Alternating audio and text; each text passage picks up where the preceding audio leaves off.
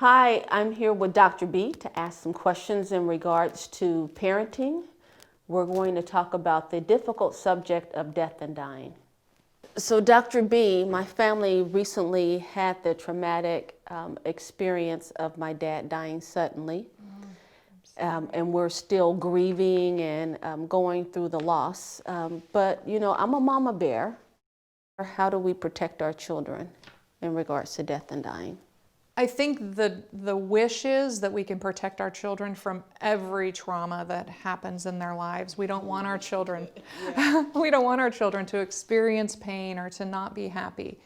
But in reality, it is part of life. And so what's really important in terms of understanding death and dying in young children is what stage of development are they at? What's their lens into the world of death and dying?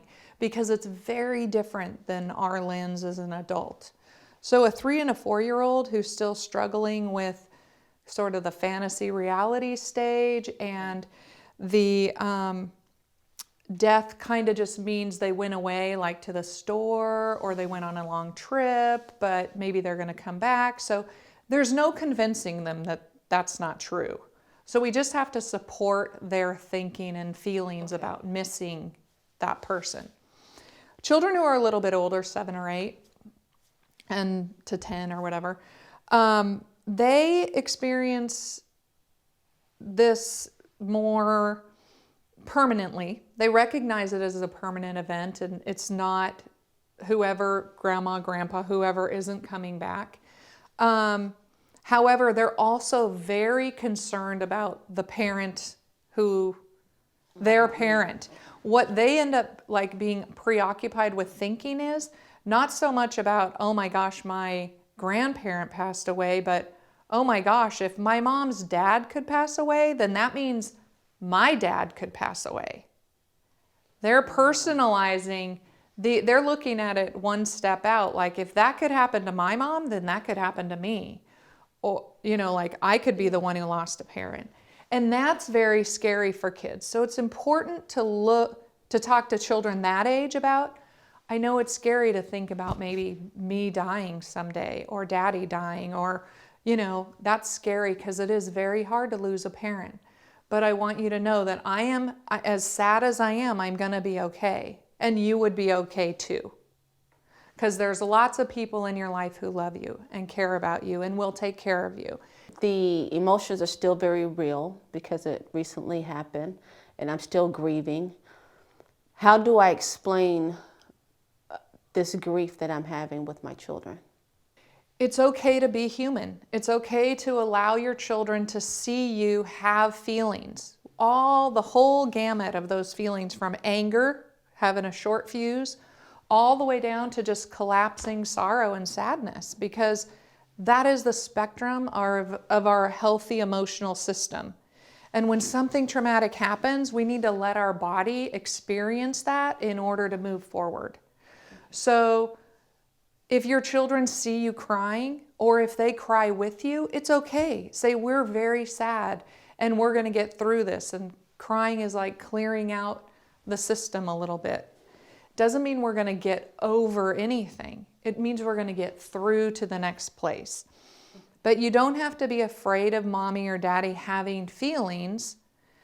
And if you happen to, have a short fuse and get mad at them over something, just go back and make restitution. Just say, okay, you know what? I lost my temper. I'm really sorry, but this is a hard time for me. And sometimes you lose your temper when it's a hard time for you. And so we have to be understanding with each other.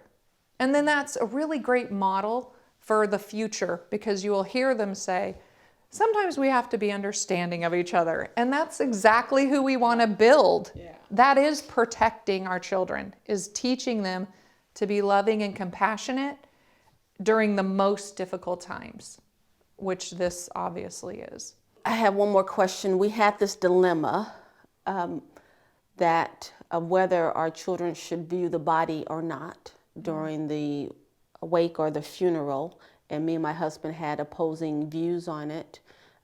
What is your opinion about that?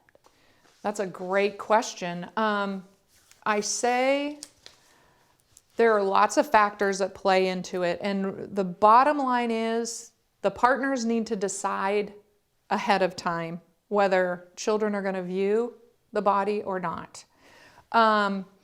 It's also important to think through in your mind what that body represents, because to a young child, that body represents the person. But as adults, we really recognize that now that body is the vessel, and their spirit or soul or whatever we call that has moved on. So that's a very abstract concept to talk to with a very young child, or even a kind of a middle-aged child. So what we need to do is decide if we want them to see the body. If that's important to us, then you can work it out. Then it's important to like get the script and the dialogue down and ready.